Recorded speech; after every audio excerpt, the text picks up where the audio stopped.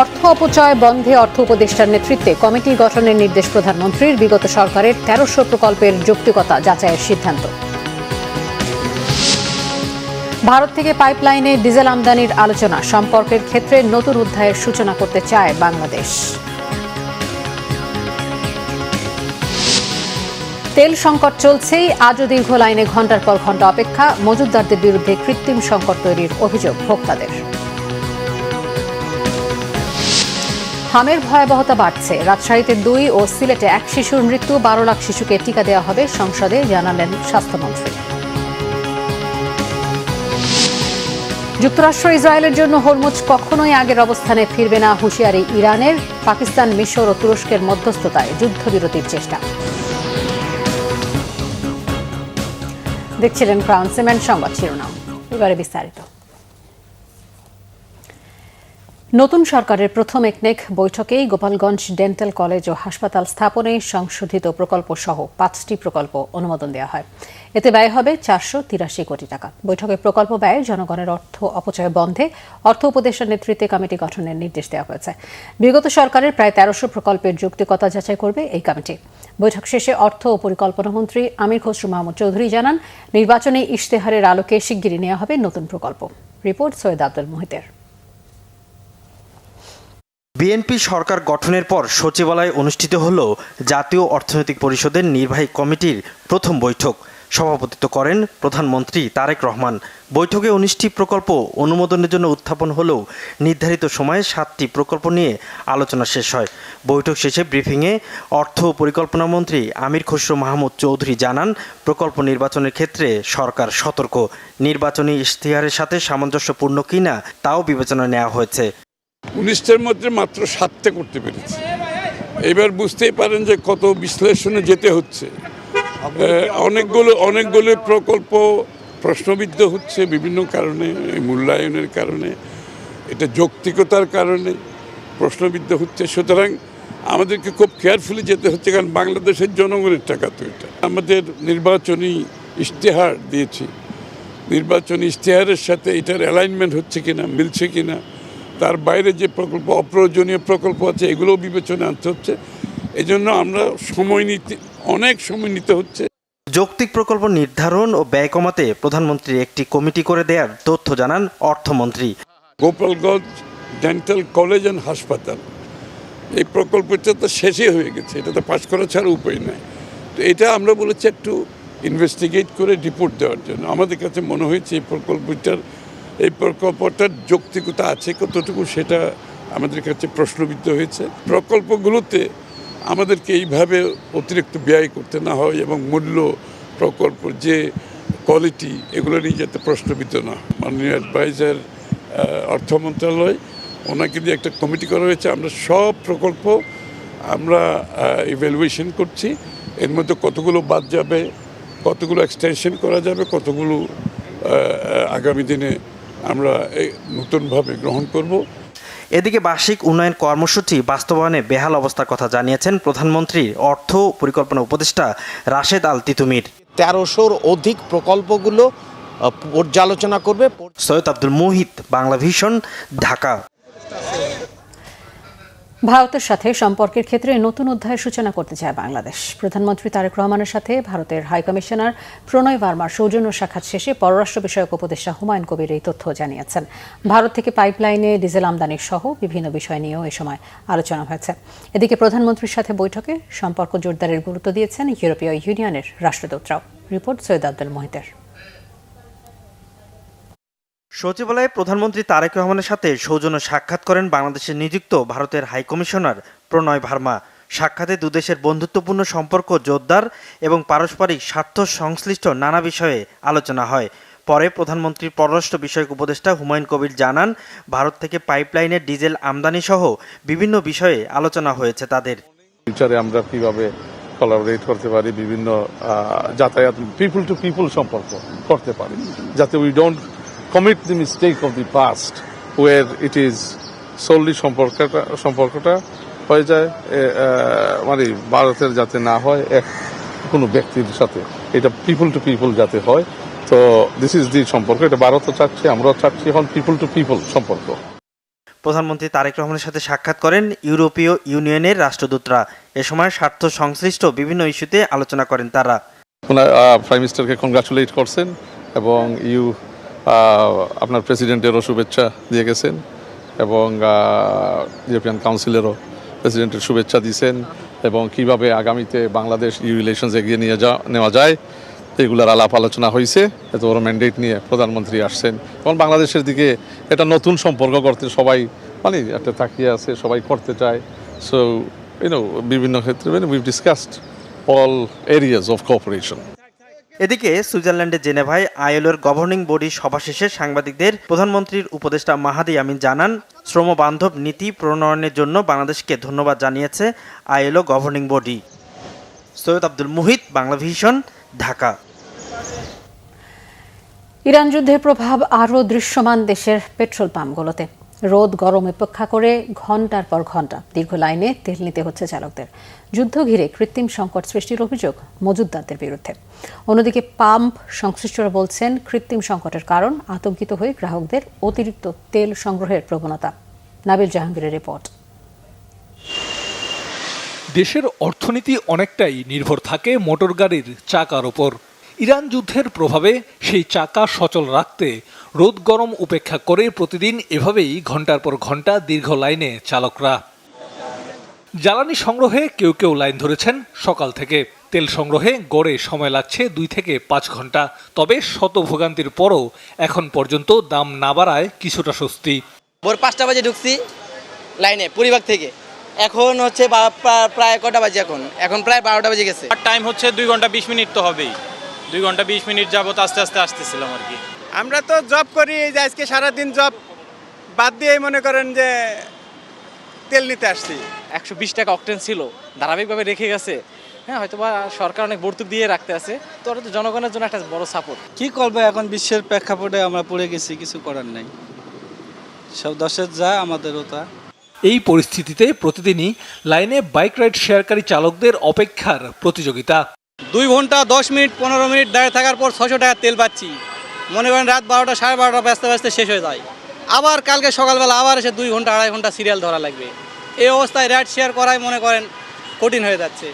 Pump সংশ্লিষ্টরা বলছেন, তেল সংকট সৃষ্টি বা দাম বৃদ্ধির শঙ্কায় গ্রাহকদের তেল সংগ্রহ হঠাৎ করে বেড়ে যাওয়ায় চাহিদা যোগানের হিসাব মিলছে না। এদিকে গ্রাহকদের অভিযোগের তীর পাম্প মালিকদের দিকে।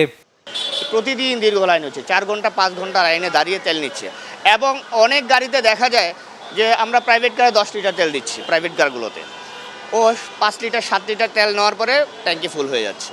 বাইকগুলোতে এমন হচ্ছে, আমরা 5 লিটার তেল দিচ্ছি, 3 লিটার তেল দেওয়ার পরে ট্যাঙ্কি ফুল হয়ে যাচ্ছে। মানে ওর প্রবণতাই হচ্ছে আমাকে ট্যাঙ্কি ফুল করতে হবে। এই প্রবণতা থেকে বের নেওয়া হয়েছে, ক্রাইসিস কখনো শেষ হবে না। তেলের তো কোনো সংকট নেই। তেল থাকতে কি লাগে আমরা তেল পাই না? তেল কি নাই আমাদের দেশে? অবশ্যই আছে। তেলটি গেল কই? কিছু কিছু অবৈধ লোকে ধরুক, তাহলে ঠিক হয়ে যাবো। দ্রুত এ সমস্যার কার্যকর সমাধানের অপেক্ষা ভোক্তাদের। নাবিল জাহাঙ্গীর, বাংলা ভিশন, ঢাকা। দেশে হামের ভয়াবহতা বাড়ছে। 24 ঘন্টায় রাজশাহী ও সিলেটে 3 শিশুর মৃত্যু হয়েছে। এর মধ্যে রাজশাহী মেডিকেলের আইসোলেশন ওয়ার্ডে হামের উপসর্গ নিয়ে 2 আর সিলেট এমএজি ওসমানী মেডিকেলের আইসিইউতে মৃত্যু হয়েছে আরেক শিশুর। দেশের বিভিন্ন জেলায় আক্রান্ত হয়ে হাসপাতালে ভর্তি হয়েছে অর্ধশতাধিক শিশু। এদিকে স্বাস্থ্য অধিদপ্তরের এক বিজ্ঞপ্তিতে জানানো হয়েছে, হামের উপসর্গ নিয়ে সারা দেশে মৃত্যু হয়েছে 5 শিশুর। প্রতিনিধিদের পাঠানো তথ্যছবিতে সিরাজুম মুনির শুভর ডেস্ক রিপোর্ট। রাজশাহীতে হামের উপসর্গ নিয়ে সোমবার মৃত্যু হয়েছে 2 শিশুর। রাজশাহী মেডিকেলের আইসোলেশন ওয়ার্ডে চিকিৎসাধীন ছিল শিশু 2টি। এছাড়াও উপসর্গ নিয়ে নতুন করে ভর্তি হয়েছে 20 শিশু। এ নিয়ে হাসপাতালটিতে মোট ভর্তি আছে 138 জন। মোট মৃত্যু হয়েছে 42 শিশুর। হামের প্রাদুর্ভাব ঠেকাতে বিভাগের 10 উপজেলার 402টি কেন্দ্রে হাম রুবেলার টিকাদান কার্যক্রম চলছে। হামের প্রকোপ বেড়েছে সিলেটেও। এই প্রথম আক্রান্ত এক শিশুর মৃত্যু হয়েছে। সোমবার দুপুরে সিলেট এমএজি ওসমানী মেডিকেলে হামের উপসর্গ নিয়ে চিকিৎসাধীন অবস্থায় মারা যায় শিশুটি। এর বাইরেও জেলার সব হাসপাতালে বাড়ছে রোগীর চাপ। পরিস্থিতি সামাল দিতে একসাথে কাজ করছে শহীদ শামসুদ্দিন আহমদ হাসপাতাল ও সিলেট এমএজি ওসমানী মেডিকেল কলেজ হাসপাতাল। যে হামের প্রকোপটা দেখা দিয়েছে সেইটা মোকাবেলা করার চেষ্টা করছি। শহীদ শামসুদ্দিনে জেনারেল ম্যানেজমেন্টটা হচ্ছে, আর আমাদের ওসমানীতে একটা 5 শয্যা বিশিষ্ট আইসিইউ আমরা অতি তড়িৎ গতিতেই চলমান করতে পেরেছি। বিভিন্ন কমপ্লিকেশন নিয়ে এখানে 5টা বাচ্চা চিকিৎসা পেয়েছে। হামের উপসর্গ নিয়ে আরও 17 শিশু হাসপাতালে ভর্তি হয়েছে চট্টগ্রামে। জেলা সিভিল সার্জন কার্যালয় জানিয়েছে, নতুন 17 জন সহ হামের উপসর্গ নিয়ে ভর্তি রোগীর মোট সংখ্যা দাঁড়িয়েছে 95 জনে। এখন পর্যন্ত চট্টগ্রামে হাম শনাক্ত হয়েছে 14 জনের, 8 জনই নগরীর বাসিন্দা। চট্টগ্রামে হামের উপসর্গ নিয়ে এখন পর্যন্ত 3 শিশুর মৃত্যু হয়েছে। ময়মনসিংহ মেডিকেলে গত 24 ঘন্টায় হামের লক্ষণ নিয়ে আরও 24 শিশু ভর্তি হয়েছে। এ নিয়ে বর্তমানে 72 শিশু চিকিৎসাধীন। হাসপাতাল কর্তৃপক্ষ জানিয়েছে, গত 17 মার্চ থেকে আজ সকাল পর্যন্ত হামের লক্ষণ নিয়ে মোট 248 শিশু ভর্তি হয়েছে। এর মধ্যে হাসপাতাল থেকে ছাড়া পেয়েছে 170 শিশু। এ পর্যন্ত 6 শিশুর মৃত্যু হয়েছে। চাঁপাইনবাবগঞ্জেও হামের প্রকোপ বাড়ছে। গত 24 ঘন্টায় 250 শয্যার জেলা হাসপাতালে ভর্তি হয়েছেন 32 জন। এ সময় সুস্থ হয়ে ছাড়পত্র পেয়েছেন 27 জন, আর এক রোগীকে উন্নত চিকিৎসার জন্য ঢাকায় আনা হয়েছে। বর্তমানে হাসপাতালে মোট ভর্তি রয়েছেন 64 রোগী। জেলায় হামে আক্রান্ত হয়ে মৃতের সংখ্যা 7 জন। সিরাজুম মনির শুভ, বাংলা ভিশন, নিউজ ডেস্ক। রাজধানীর হাসপাতালগুলোতে হাম আক্রান্ত রোগী বেড়েই চলেছে। 1 বছর বয়সের নিচের পাশাপাশি 4-5 বছরের শিশুরাও আক্রান্ত হচ্ছে হামে। রোগীদের অবস্থা গুরুতর হওয়ায় স্থানীয় হাসপাতাল কিংবা জেলা সদর হাসপাতাল থেকে পাঠিয়ে দেওয়া হচ্ছে ঢাকার হাসপাতালগুলোতে। ঢাকায় চিকিৎসা পেলেও আক্রান্ত শিশু সন্তানদের নিয়ে বেশ বিপাকে পড়তে হচ্ছে মা বাবাকে। রাজধানীর মুগদা হাসপাতাল ঘুরে এসে আরো জানাচ্ছেন সৈকত সাদিক। হামে আক্রান্ত শিশুদের আলাদা কর্নারে চিকিৎসা দেওয়া হচ্ছে রাজধানীর মুগদা হাসপাতালে। এখানে চিকিৎসাধীন বেশ কয়েকজন শিশুর ঠিকানা নারায়ণগঞ্জে। ঈদের পরই হঠাৎ জ্বর, কাশি, বমি, পরে শরীরে লালচে দাগ। স্থানীয় ক্লিনিকে চিকিৎসা নেয়ার পর অবস্থার উন্নতি না হওয়ায় পাঠানো হয় মাতোয়াইলে মা ও শিশু হাসপাতালে। সেখানেও অবস্থার পরিবর্তন না হওয়ায় পরে ঢাকার এই হাসপাতালে ভর্তি। 5 দিনের মাথায় আর কি ওর গায়ে র্যাশ ওঠা শুরু হয়েছিল। পরে আমি এটা ছোট শিশু ডাক্তার দেখাইছি, তখন সেখান থেকে ওনারা এখানে পাঠিয়ে দিছে যে ওনার বাচ্চাকে নিয়ে আপনারা হসপিটালে যান। এখানে আসার পরে শুনেছি ওর হাম হয়েছে। হাম প্রথমত ওর চোখ অনেক লাল ছিল, ঠোঁটে মুখের ভিতর অনেক লাল ছিল, মুখে ঘা হয়ে গেছে এবং আস্তে আস্তে মাথা থেকে পা পর্যন্ত লালচে আকার ধারণ করছে, লাল বর্ণ। হাম রোগে আক্রান্ত শিশুদের বয়স 6 মাস থেকে 1.5 বছর। গেল কদিন বিভিন্ন হাসপাতালে এমন চিত্র দেখা গেলেও মুগদা হাসপাতালে 4-5 বছর বয়সী বেশ কয়েকজন শিশুর দেখা মেলে। টিকা দেওয়ার পরও হামে আক্রান্ত হওয়ায় উদ্বিগ্ন রোগীর স্বজনরা। কেমন বাচ্চা কাচ্চা তো অসুস্থ থাকে, আপনার কি ভালো লাগে? আজ 9 দিন ধরে এই হসপিটালে। মূল সমস্যা যে পুরো শরীরে র্যাশ হয়ে গেছে, তারপরে জ্বর, মারাত্মক জ্বর উঠে 102-3 ডিগ্রি জ্বর উঠে, তারপরে ডায়রিয়া ছিল, কাশিও অনেক, কাশতে বমি করে দেয়, এরকম অবস্থা, আর কিছু খাইতে পারতেছে না। মুগদা হাসপাতালে হামে আক্রান্ত শিশু ভর্তি আছে 42 জন। এদের মধ্যে আশঙ্কাজনক 6 জন। রোগীদের যথাযথ সেবা দেওয়া হচ্ছে বলে জানিয়েছেন হাসপাতাল কর্তৃপক্ষ। সকাল 8টা পর্যন্ত 42 জন ভর্তি আছে। এর মধ্যে 5-6টা রোগী, বাচ্চাটা শিশু একটু খারাপের দিকে আর কি। যাই হোক, আমরা যথাযথ চেষ্টা করতেছি। আমরা হাম রোগীদের জন্য আলাদা কর্নার করেছি, আলাদা থাকার ব্যবস্থা করেছি। আমাদের শিশু বিভাগ তাদের যথাযথভাবে চিকিৎসা করার জন্য প্রয়োজনীয় সব উদ্যোগ নিয়েছে। আমাদের হাসপাতাল প্রশাসন সার্বক্ষণিক তদারকি করছে এবং এখন পর্যন্ত আমাদের আল্লাহর রহমতে কোনো মৃত্যু নেই। 1 সপ্তাহ কিংবা তার চেয়ে বেশি সময় হাসপাতালে চিকিৎসা নেওয়ার পর শিশুরা সুস্থ হয়ে উঠছে। তবে এসব শিশুদের যথাযথ সময় টিকা না পাওয়া, মৃত্যু ঝুঁকি সহ নানা কারণে বেশ উদ্বিগ্ন অভিভাবকরা। দ্রুত টিকার ব্যবস্থা সহ হাসপাতালে নজরদারি বাড়ানোর তাগিদ দিয়েছেন তারা। সৈকত সাদিক, বাংলা ভিশন, ঢাকা। দেশে 12 লাখ শিশুকে টিকা দেওয়া হবে বলে জানিয়েছেন স্বাস্থ্য ও পরিবার কল্যাণ মন্ত্রী সরদার সাখাওয়াত হোসেন। বর্তমানে হামের প্রাদুর্ভাব বৃদ্ধি ও টিকা সংকট নিয়ে জাতীয় সংসদে আগের সরকারগুলোর কড়া সমালোচনা করেন তিনি। জানিয়েছেন, প্রধানমন্ত্রীর নির্দেশনায় জরুরি ভিত্তিতে টিকাদান কর্মসূচি শুরু করেছে সরকার। 5 বছরের কম বয়সী অর্থাৎ 59 মাস, 1 মাস কম 5 বছর সকল শিশুকে ক্রাশ প্রোগ্রাম হামের টিকা প্রদান করা হচ্ছে। প্রথম ধাপে 12 লক্ষ শিশুকে টিকার আওতায় আনার লক্ষ্য নির্ধারণ করা হয়েছে। মাননীয় স্পিকার, আমি অত্যন্ত আনন্দের সাথে বলতে চাই, আমাদের জন্য এটা একেবারে ফার্স্ট স্টার্ট। আমরা একটা ব্যর্থতা থেকে নিজেদেরকে নিয়োজিত করে মাননীয় প্রধানমন্ত্রীর অত্যন্ত বিচক্ষণ নেতৃত্বে টিকাদান কর্মসূচিটা শুরু করে আমাদের একটা সফলতা গতকাল হয়েছে। আমাদের লক্ষ্যমাত্রা ছিল গতকাল 30টি উপজেলায় ৭৬,০০০ শিশুকে আমরা টিকা দেব। আলহামদুলিল্লাহ মাননীয় স্পিকার, আমরা ৭৩,০০০ শিশু আমাদের এই আওতায় গতকাল টিকা গ্রহণ করেছে। ত্রয়োদশ জাতীয় সংসদের সংরক্ষিত মহিলা আসনের ভোট গ্রহণ হবে 12 মে। তাফসিল আগামী 8 এপ্রিল। আগারগাঁওয়ে নির্বাচন কমিশনের সভা শেষে কমিশনের সিনিয়র সচিব আখতার আহমেদ কথা জানান। ইসি সচিব জানান, ইভিএম স্থানীয় সরকার নির্বাচনে ব্যবহার হবে না। 3টি আলাদা প্রতিষ্ঠান এটি নিয়ে পর্যালোচনা করছে। এসব নিয়ে প্রতিবেদন পেলে পদক্ষেপ নেবে ইসি। যে যন্ত্রের প্রতি জনগণের অনাস্থা তা ব্যবহার করা হবে না বলেও জানান তিনি। জানান, সংরক্ষিত মহিলা আসনে বিএনপি জোট পাবে 36টি, 13টি পাবে জামায়াত জোট। একজন পাবেন স্বতন্ত্র থেকে। আরও জানান, শেরপুর 3 ও বগুড়া 6 সংসদীয় আসনের ভোট 9 এপ্রিল। আশ্বস্ত করেন, জাতীয় নির্বাচনের মতোই নিরাপত্তার বিষয়ে গুরুত্ব দিয়ে কাজ করছে ইসি। 2টি আসনের ফলাফল আদালতের আদেশে স্থগিত আছে। আদালত যেভাবে বলবে সেভাবে পদক্ষেপ নেবে ইসি। 80টি পর্যবেক্ষক সংস্থা থেকে সংসদ নির্বাচন নিয়ে পর্যবেক্ষণ প্রতিবেদন পাওয়া গেছে। এসব নিয়ে কমিশন সেমিনার করবে বলেও জানান আখতার আহমেদ।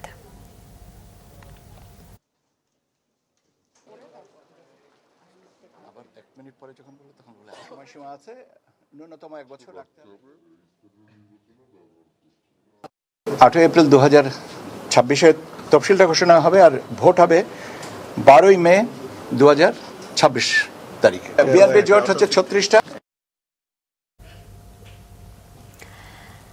অর্থমন্ত্রী আমির খসরু মাহমুদ চৌধুরী জানিয়েছেন, 31 ডিসেম্বর 2025 পর্যন্ত স্থিতিভিত্তিক ব্যাংকিং খাতে মোট খেলাপি ঋণের পরিমাণ 5,44,831,88,00,000 টাকা। বর্তমান সংসদ সদস্য ও তাদের স্বার্থ সংশ্লিষ্ট প্রতিষ্ঠানের ব্যাংক এবং ফাইন্যান্স কোম্পানিতে মোট ঋণের পরিমাণ 11,117,31,00,000 টাকা বলে জানান তিনি। জাতীয় সংসদে এনসিপির সংসদ সদস্য হাসনাত আবদুল্লাহর প্রশ্নের জবাবে অর্থমন্ত্রী এসব তথ্য জানান। একই সাথে তিনি শীর্ষ 20 খেলাপির তালিকাও সংসদে তুলে ধরেন। শীর্ষ 20 ঋণ খেলাপি প্রতিষ্ঠানগুলো হলো S Alam super edible oil limited, S Alam vegetable oil, S Alam refined sugar industry, S Alam cold storage steels, Sonali traders, Bangladesh export import company, global trading corporation limited, Chemon Ispat, S Alam trading company, infinity CR strips industries, Keya cosmetics, Deshbandhu sugar mills, power pack Mutiara Keraniganj power plant, power pack Mutiara Jamalpur power plant, Pacific Bangladesh telecom, Karnaphuli foods, Morad enterprise, CLC power company, বেক্সেমকো communications and রংধনু builders limited. খেলাপি ঋণ আদায়ে সরকারের নেওয়া বিভিন্ন ব্যবস্থার কথা তুলে ধরেন অর্থমন্ত্রী। সংসদে সংখ্যাগরিষ্ঠের অহমিকায় বিএনপি ফ্যাসিবাদী আচরণ করছে বলে অভিযোগ করেছেন জামায়াত ইসলামের আমির ডাক্তার শফিকুর রহমান। জাতীয় প্রেসক্লাবে জাগপার প্রতিষ্ঠাবার্ষিকীর আলোচনায় তিনি এমন মন্তব্য করেন। জামায়াত আমির বলেন, এই প্রজন্ম ফ্যাসিবাদের বিরুদ্ধে সজাগ রয়েছে। তাদেরকে সাথে নিয়ে যে কোনো অন্যায়ের বিরুদ্ধে লড়াই করা হবে। শুধু ব্যক্তি পরিবর্তনের জন্য অভ্যুত্থান সংগঠিত হয়নি, অভ্যুত্থান পুরো ফ্যাসিবাদী কাঠামোর বিরুদ্ধে ছিল বলে মন্তব্য করেন তিনি। বলেন, নির্বাচনে জনগণের রায়কে হাইজ্যাক করা হয়েছে। কেউ চাক বা না চাক, জনগণের ভোটের রায় জামায়াত আদায় করেই ছাড়বে বলেও হুঁশিয়ারি করে দেন ডাক্তার শফিকুর রহমান। সরকার বলছে জ্বালানি সংকট নেই, কিন্তু তিনি নিজের গাড়ির জন্যই প্রয়োজন মাফিক তেল পান না বলে অভিযোগ করেন জামায়াত আমির। আসসালামু আলাইকুম ওয়া রাহমাতুল্লাহ। বন্ধুগণ, জাতির সাথে যেটা করা হচ্ছে এটা অন্যায়। 2/3 মেজরিটির অহমিকায় ভুগে জাতিকে আবার ফ্যাসিবাদের দিকে নিয়ে যাওয়ার চেষ্টা করা হচ্ছে। আমরা কোনো অন্যায়ের কাছে মাথা উন্নত করব না এবং অন্যায়ের ব্যাপারে ছাড়ও দেব না। আমাদের পলিসি স্পষ্ট, ন্যায় কাজে সহযোগিতা সমর্থন, অন্যায়ের বিরুদ্ধে প্রতিবাদ এবং প্রতিরোধ। সেই দেয়াল আমরা তুলে রাখবো ইনশাআল্লাহ। আল্লাহ বাংলাদেশকে নব্য ফ্যাসিবাদের হাত থেকে মুক্ত করার ব্যবস্থা করে দিন। এই লড়াইয়ে সবাইকে আপামর জনতাকে আমি শরিক হওয়ার জন্য আহ্বান জানাচ্ছি। গুম, মানবাধিকার ও দুদক সহ গুরুত্বপূর্ণ বিষয়ের অধ্যাদেশগুলোকে আইনে রূপ না দেওয়ার সিদ্ধান্তে সরকারের পেছনে হাঁটার ইঙ্গিত দেখছে ট্রান্সপারেন্সি ইন্টারন্যাশনাল বাংলাদেশ টিআইবি। এক ব্রিফিংয়ে টিআইবির নির্বাহী পরিচালক ডক্টর ইফতেখারুজ্জামান জানান, অধ্যাদেশ স্থগিতের সুপারিশে হতাশ টিআইবি। অবিলম্বে নিরপেক্ষ ও স্বাধীন ব্যক্তিদের সমন্বয়ে তথ্য কমিশন গঠনের দাবিও জানানো হয়। তাইমুর রশিদের রিপোর্ট। অন্তর্বর্তী সরকারের সময় জারি করা ১৩৩টি অধ্যাদেশের মধ্যে ত্রয়োদশ জাতীয় সংসদে যে কয়েকটি অধ্যাদেশ স্থগিত, বাতিল ও সংশোধন করা হচ্ছে সে বিষয়ে সংবাদ সম্মেলন করে টিআইবির অবস্থান পরিষ্কার করা হয়েছে। সংবাদ সম্মেলনে টিআইবির নির্বাহী পরিচালক বলেন, গুটি কয়েক ক্ষেত্রে দেশের গণতান্ত্রিক ও প্রাতিষ্ঠানিক ভিত্তি শক্তিশালী করায় উল্লেখযোগ্য অগ্রগতি ঘটেছিল, তাও অনিশ্চয়তায় পড়ল অধ্যাদেশগুলো স্থগিত হওয়ায়। সরকার মোটা দাগে বিচার বিভাগের স্বাধীনতা, মানবাধিকার, দুর্নীতি দমন, গুম প্রতিরোধ সহ সংক্রান্ত গুরুত্বপূর্ণ বিষয়গুলোর দিকে ক্ষেত্রে পিছু হটার ইঙ্গিত দিচ্ছে। যে এই চর্চাটা থেকে আমরা সরে আসবো বলে রাজনৈতিক দলগুলো অঙ্গীকার করেছিলেন জুলাই আন্দোলনের প্রেক্ষিতে।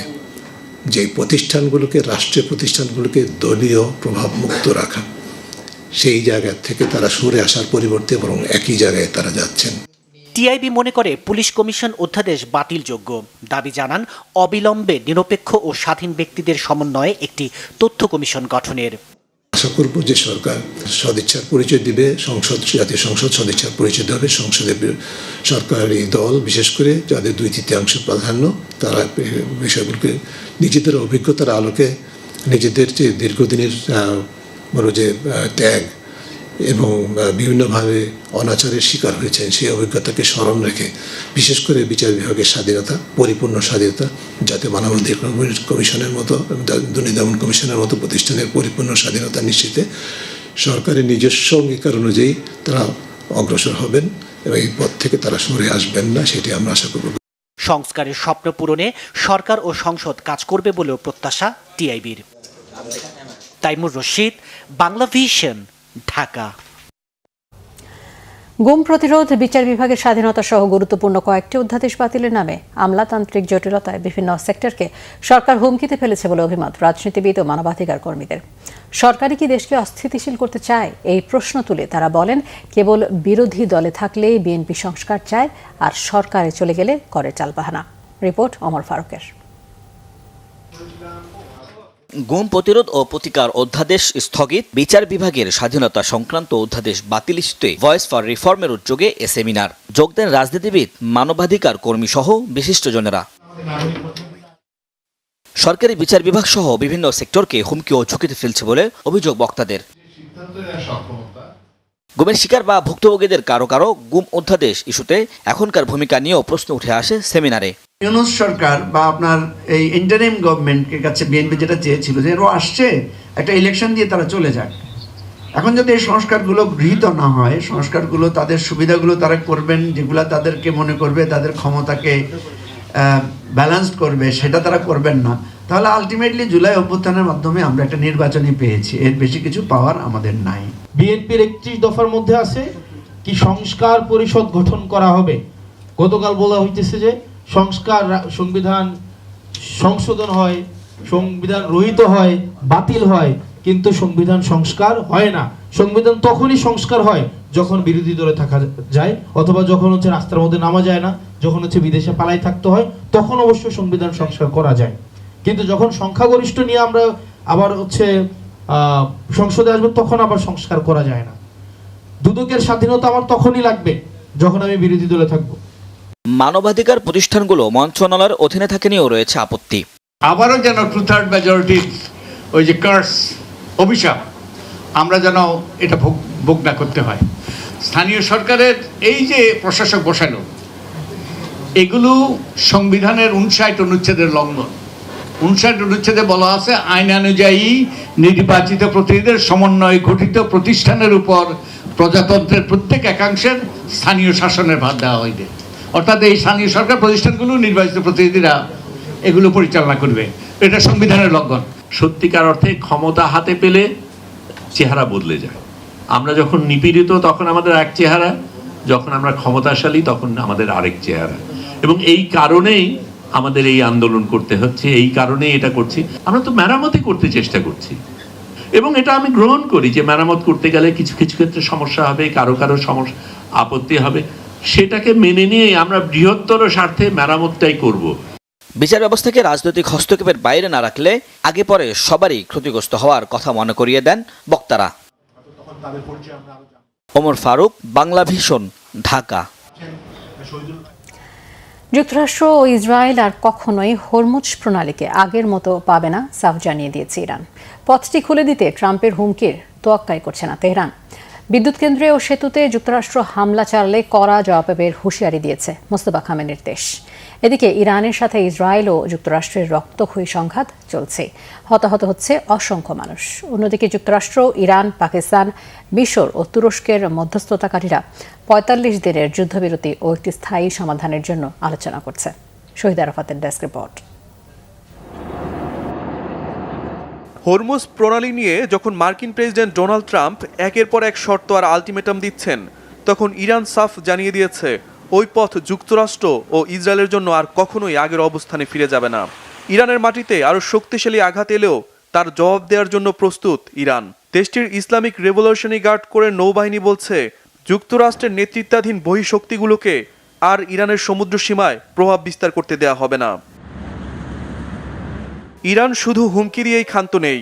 সোমবার আরও হামলা জোরদার করেছে মোস্তফা খামেনির দেশ। ইসরায়েলের হাইফা শহরে ভয়াবহ মিসাইল হামলা চালিয়েছে তেহরান। হামলায় সেখানে ব্যাপক ধ্বংসযজ্ঞ হয়েছে এবং ধ্বংসস্তূপের নিচে আটকা পড়েছে অসংখ্য মানুষ। ইরাক, সংযুক্ত আরব আমিরাত, সৌদি আরব সহ উপসাগরীয় দেশগুলোর বিদ্যুৎ, পানি ও তেলের ডিপোতে হামলা চালাচ্ছে ইরান। পাল্টা হামলা অব্যাহত রেখেছে ইসরায়েল ও যুক্তরাষ্ট্র।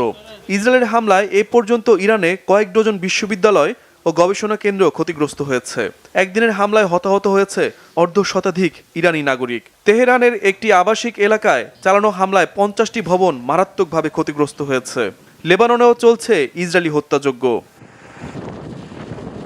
যুদ্ধের এই ভয়াবহ পরিস্থিতিতে হরমুজ প্রণালী দিয়ে তেল সরবরাহ বন্ধ থাকায় বিশ্ববাজারে লাগামহীনভাবে বাড়ছে তেলের দাম। পাশাপাশি খাদ্যদ্রব্যের দামও বাড়তে শুরু করেছে বলে জানিয়েছে জাতিসংঘের খাদ্য কৃষি সংস্থা। যুদ্ধ দীর্ঘায়িত হলে শিগগিরই খাদ্য আমদানিকারক দেশগুলোর জন্য পরিস্থিতি আরও কঠিন হয়ে উঠতে পারে বলে শঙ্কা সংস্থাটির। এসবের মধ্যে আশার বাণী শোনাচ্ছেন মধ্যস্থতাকারী দেশগুলো। যুক্তরাষ্ট্র, ইরান, পাকিস্তান ও তুরস্ক সহ মধ্যস্থতাকারী দেশগুলো ৪৫ দিনের একটি যুদ্ধবিরতির শর্ত নিয়ে আলোচনা করছে। এই যুদ্ধবিরতির মাধ্যমে চলমান সংঘাত চূড়ান্তভাবে বন্ধ হতে পারে বলে ধারণা করছেন আলোচনার সঙ্গে সংশ্লিষ্ট যুক্তরাষ্ট্র, ইসরায়েল ও মধ্যস্থতাকারী দেশগুলোর অন্তত 4 জন কর্মকর্তা। তবে শিগগিরই এর ভালো কিছুর সম্ভাবনা দেখছেন না বিশ্লেষকরা। Shahid Arafat, Bangla vision, news desk. শিক্ষকদের উৎসব ভাতা 10% বাড়ানো হচ্ছে বলে জানিয়েছেন শিক্ষামন্ত্রী ANM Ehsanul Haque Milon. Online offline class নিয়ে 2-1 দিনের মধ্যে সিদ্ধান্ত হবে বলেও জানান তিনি। দুপুরে ময়মনসিংহের অ্যাডভোকেট তারেক স্মৃতি অডিটোরিয়ামে এসএসসি ও সমমানের পরীক্ষার কেন্দ্র সচিবদের সাথে মতবিনিময় সভায় শিক্ষামন্ত্রী এসব কথা বলেন। তিনি জানান, বাচ্চাদের ডিজিটাল এডুকেশনে অভ্যস্ত করতে হবে, এর বিকল্প নেই বলেও তিনি মনে করেন। 17 বছর ধরে শিক্ষকদের উৎসব ভাতা বাড়ানো হয়নি উল্লেখ করে শিক্ষামন্ত্রী বলেন, চলতি বছর যেই 10% উৎসব ভাতা বাড়ানো হচ্ছে তা কোরবানি ঈদের সময় বাস্তবায়ন হতে পারে। শিক্ষকদের জন্য আলাদা পে স্কেল গঠন করা উচিত বলেও মনে করেন তিনি। করোনার সময় কন্টিনিউয়াসলি থাকার কারণে বাচ্চারা আনসোশ্যাল হয়ে গেছে, এই জন্য একদিন বাসায় পরের দিন কিন্তু ক্লাসে যাচ্ছে। তাহলে আমি সপ্তাহে বেসিক্যালি 2 দিন নিচ্ছি, 2 দিন তো ছুটি, তাহলে 5 দিনের মধ্যে 2 দিন নিচ্ছি। আর যদি আমি না নেই তাহলে আনসোশ্যাল হবে। আর যদি আমরা সবসময় ক্লাসে নেই তাহলে আমরা ঢাকা শহরকে আবার গ্রিডলক করে ফেলবো এবং জ্বালানি এই সমস্যাটাকে আরও বৃদ্ধি করবো। It is a temporary, but permanently আপনাকে কিন্তু এই ডিজিটাল এডুকেশনের বাচ্চাদের নিতেই হবে। পয়লা বৈশাখে ভারতে ইলিশ পাঠানো হবে কিনা সেটা প্রধানমন্ত্রী সিদ্ধান্ত নেবেন বলে জানিয়েছেন মৎস্য ও প্রাণী সম্পদ মন্ত্রী মোহাম্মদ আমিনুর রশিদ। সচিবালয়ে জাটকা সংরক্ষণ সপ্তাহ 2026 উপলক্ষে আয়োজিত সংবাদ সম্মেলনে তিনি কথা বলেন। মন্ত্রী বলেন, ইলিশ সম্পদ সংরক্ষণ ও বাড়াতে 7 এপ্রিল থেকে জাটকা সংরক্ষণ সপ্তাহ 2026 শুরু হচ্ছে। এটি চলবে 13 এপ্রিল পর্যন্ত। ব্রিফিংয়ে জানানো হয় দেশের 20টি জেলায় জাটকা সংরক্ষণ সপ্তাহ উদযাপন হবে। আগামীকাল উদ্বোধনী অনুষ্ঠান হবে চাঁদপুরে। জাটকা আহরণ, ক্রয়, বিক্রি ও মজুত করা থেকে জনসাধারণকে বিরত থাকার আহ্বান জানিয়ে মন্ত্রী বলেন, সবাইকে সচেতন হতে হবে। জাটকা সংরক্ষণ সপ্তাহ চলাকালে সাগর থেকে বাজার পর্যন্ত নজরদারি চলবে। ভারতে ইলিশ পাঠানোর প্রসঙ্গে মন্ত্রী জানান, সরকার কোনো ইলিশ রপ্তানি করে না। ভারতে যা পাঠানো হয় তা সৌজন্যমূলক। মৎস্য ও প্রাণী সম্পদ প্রতিমন্ত্রী সুলতান সালাউদ্দিন টুকু বলেন, জাটকা সংরক্ষণে প্রয়োজনে জেলেদের আরও খাদ্যসহ অন্যান্য সহায়তা দেওয়া হবে। আর্থিক সহায়তা বিতরণে সরকার কোনো অনিয়ম সহ্য করবে না বলেও জানান প্রতিমন্ত্রী।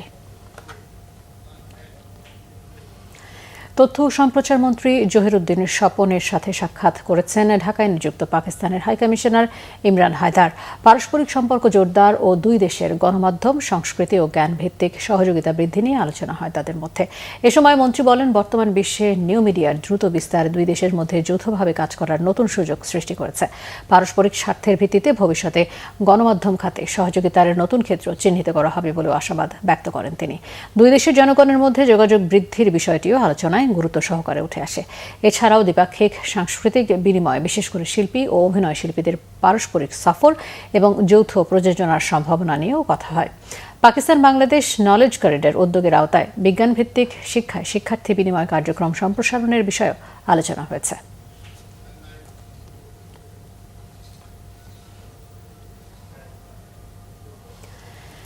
গুম করে নির্মম নির্যাতনের অভিযোগে শেখ হাসিনা সহ জড়িতদের বিরুদ্ধে ট্রাইব্যুনালের কাছে দৃষ্টান্তমূলক সাজা চেয়েছেন যুবদল নেতা মশিউর রহমান মামুন।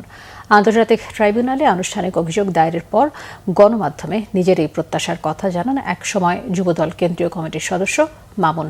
তিনি জানান, 2015 সালের 23 ফেব্রুয়ারি আইন শৃঙ্খলা বাহিনীর পরিচয়ে তাকে গুম করা হয়। একটানা 6 মাস তার উপরে নির্মম নির্যাতনের পর তাকে ডিবি হেফাজতে নেওয়া হয়। নির্যাতনে পঙ্গুত্ব বরণ করতে হয় তাকে। তাই ওই সময় আইন শৃঙ্খলা বাহিনীর গুম সংশ্লিষ্ট শীর্ষ কর্মকর্তাদের বিরুদ্ধেও তার অভিযোগ রয়েছে বলে জানান যুক্তরাজ্য প্রবাসী মশিউর রহমান মামুন। তার দায়ের করা অভিযোগ খতিয়ে দেখে যথাযথ আইনি ব্যবস্থা নেওয়া হবে বলে জানিয়েছে প্রসিকিউশন। এর আগে মামুনের গুম ও নির্যাতনের বিষয়ে বিস্তারিত প্রতিবেদন প্রকাশ করে বিবিসি। সাংবাদিক দম্পতি সাগর সারবার ও মেহরুন রুনি হত্যার তদন্তে আন্তরিকতার অভাব রয়েছে বলে মন্তব্য করেছেন সাংবাদিক নেতারা। দুপুরে ঢাকা রিপোর্টার্স ইউনিটির আয়োজনে সাগর রুনি হত্যার বিচারের দাবিতে এক সমাবেশে এই মন্তব্য করেন তারা। সমাবেশে বক্তারা অভিযোগ করে বলেন, বিগত সরকারগুলো এই হত্যাকাণ্ডের সঠিক তদন্ত করতে চায়নি। আদালতে অভিযোগপত্র জমা দেওয়ার তারিখ বারবার পেছানোর ঘটনায় তদন্ত সংস্থাগুলোকে আইনের মুখোমুখি করার দাবি জানান তারা।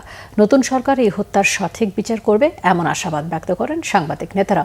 আগামী বৃহস্পতিবার স্বরাষ্ট্র মন্ত্রণালয়ের বরাবর স্মারকলিপি জমা দেওয়ার কথাও জানানো হয়। 2012 সালে 11 ফেব্রুয়ারি রাজধানীর রাজাবাজারে নিজ বাসায় নৃশংসভাবে খুন হন সাংবাদিক দম্পতি সাগর সারবার ও মেহরুন রুনি। একটি অসাধারণ অংশগ্রহণমূলক চমৎকার ভোটাধিকার প্রয়োগের মধ্য দিয়ে যে সরকার এখন সংসদ এবং রাষ্ট্র পরিচালনা করছে, আজকের এই সমাবেশের মধ্য দিয়ে আমাদের দাবি আমরা আপনাদের মাধ্যমে এর সফল তদন্ত প্রতিবেদন করতে চাই। আমার শেষ কথা, আমরা আপনাদেরকে ব্যর্থ হিসাবে দেখতে চাই। হত্যাকারীদের মধ্যে এমন কেউ ছিল যারা সরকারের শীর্ষস্থানে বসেছিল এবং সরকারকে নিয়ন্ত্রণ করেছে। আমরা আশা করেছিলাম সর্বশেষ অন্তর্বর্তীকালীন সরকারের পক্ষ থেকে এই বিচার আমরা পাব। গত বছর সেই আশায় আমরা অন্তর্বর্তীকালীন সরকারের কাছে স্মারকলিপি দিয়েছিলাম ঢাকা রিপোর্টার্স ইউনিটির পক্ষ থেকে। কিন্তু অত্যন্ত লজ্জা এবং দুঃখের বিষয়, ওই স্মারকলিপিটা যে দিয়েছি তারপরে আমাদের কোনোদিন ডাকেও নি যে তোমরা যে স্মারকলিপি দিয়ে গেলা তোমরা কি চাও। আমরা লজ্জা পেয়েছি। রপ্তানি উন্নয়ন তহবিলের পরিমাণ দ্বিগুণ করে $5 বিলিয়ন উন্নীত করতে বাংলাদেশ ব্যাংকের গভর্নরের কাছে দাবি জানিয়েছে এফবিসিসিআই। বৈদেশিক মুদ্রার বিনিময় হার স্থিতিশীল রাখা এবং জ্বালানি সরবরাহে প্রয়োজনীয় ডলার সরবরাহ নিশ্চিতের সুপারিশও করেছেন সংগঠনটির প্রতিনিধিরা। দেশের বিরাজমান অর্থনীতি ও ব্যাংকিং বিষয়ে গভর্নর মোস্তাকুর রহমানের সাথে এফবিসিসিআই নেতৃত্বে বিজিএমইএ, বিকেএমইএ ও বিটিএমইএ সহ বিভিন্ন অ্যাসোসিয়েশন ও চেম্বারের নেতারা এই দাবি জানান। এফবিসিসিআই মহাসচিব মোহাম্মদ আলমগীর জানিয়েছেন, বৈঠকে ব্যাংকিং খাতে শৃঙ্খলা ফেরানো, ঋণের সুদ হার কমানোর বিষয়ে আলোচনা হয়েছে। নগদ সহায়তা নিয়মিত প্রদানের বিষয়ে আলোচনা হয় বলেও জানান বিকেএমইএ সভাপতি মোহাম্মদ হাতেম। বৈঠকে গভর্নর আশ্বস্ত করেন, দেশে সরবরাহ ভালো থাকায় ডলারের বিনিময় হার বৃদ্ধির শঙ্কা নেই। বৈঠকে গভর্নর কিছু বিষয়ে তাৎক্ষণিক সিদ্ধান্ত দিলেও বাকি বিষয়গুলোতে ধাপে ধাপে পদক্ষেপ নেওয়ার আশ্বাস দেন বলে জানান এফবিসিসিআই এর মহাসচিব মোহাম্মদ আলমগীর।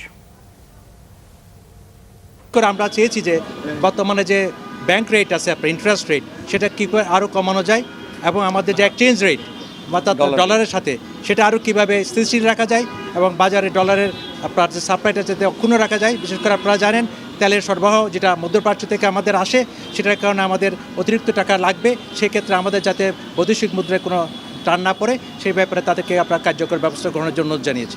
আমরা ইডিএফ ফান্ডটাকে বাড়াবার জন্য বলেছি এবং এটাকে ইমিডিয়েটলি এখন যেটা 2.5 বিলিয়ন আছে এটাকে 5 বিলিয়ন করার জন্য আমরা অনুরোধ করেছি এবং সেটা করার ওনারা পদক্ষেপ নেবেন। সুদের হার কমানোর কথা বলছি, আর ইনসেন্টিভের যে টাকাটা আমরা দীর্ঘদিন আটকে থাকি, এইটা বলা হয়েছে যে এটা প্রতি মাসে ক্লিয়ার করে এবং ওইটা উনিও উদ্যোগ নেবেন, এটা প্রতি মাসেরটা যাতে মাসে ক্লিয়ার করা যায়। ভূমধ্যসাগরে অভিবাসন প্রত্যাশী দুটি নৌকা ডুবে অন্তত 70 জন নিখোঁজ রয়েছে। ডুবে যাওয়া নৌযানটি থেকে বাংলাদেশি সহ 32 জনকে জীবিত উদ্ধার করেছে ইতালির কোস্টগার্ড। এ পর্যন্ত মরদেহ পাওয়া গেছে 2 জনের। রবিবার উদ্ধারকারী সংস্থাগুলো জানায়, ওই নৌকা দুটি লিবিয়া থেকে ইউরোপে যাওয়ার সময় দুর্ঘটনার শিকার হয়। মেডিটেরিনিয়া সেভিং হিউম্যানস এবং সি ওয়াচ নামের সংস্থা দুটির তথ্যমতে উদ্ধার হওয়াদের ইতালীয় কোস্টগার্ডের একটি টহল নৌকায় তুলে ল্যাম্পেডুসা দ্বীপে নেওয়া হয়েছে। নৌকায় কমপক্ষে 105 জনের মতো যাত্রী ছিল। নিখোঁজদের উদ্ধারে অভিযান অব্যাহত রাখার কথাও জানায় তারা। দুর্যোগপূর্ণ আবহাওয়ার কারণে ভূমধ্যসাগরে প্রায়শই এ ধরনের দুর্ঘটনা ঘটে। আন্তর্জাতিক অভিবাসন সংস্থার মতে এবছর ভূমধ্যসাগরে নৌকা ডুবে মারা গেছে অন্তত 683 জন।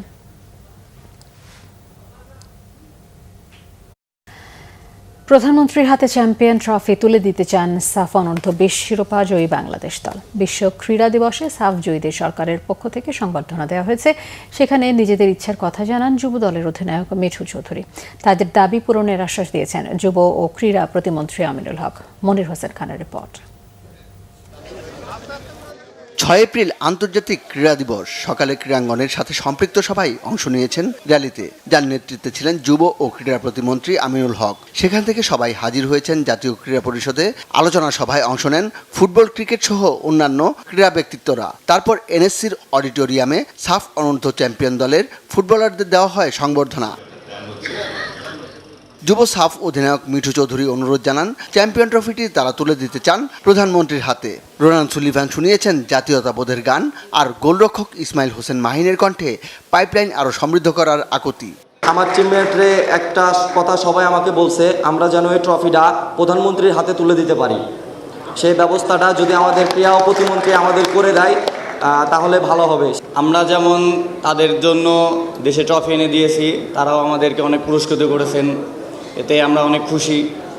আমরা তাদের কাছে চাইব যেন তারা বাংলাদেশের ফুটবলটা নিয়ে একটু কাজ করে, তৃণমূল পর্যায়ে যেন ফুটবলটা নিয়ে একটু কাজ করে, যেন বাংলাদেশের ফুটবলটা ভবিষ্যতে আরও উন্নত জায়গায় যাইতে পারে। Bangladesh football really helped me get here, and then from there the coaches were incredible, the team was phenomenal. It's the hardest working team I've ever been a part of,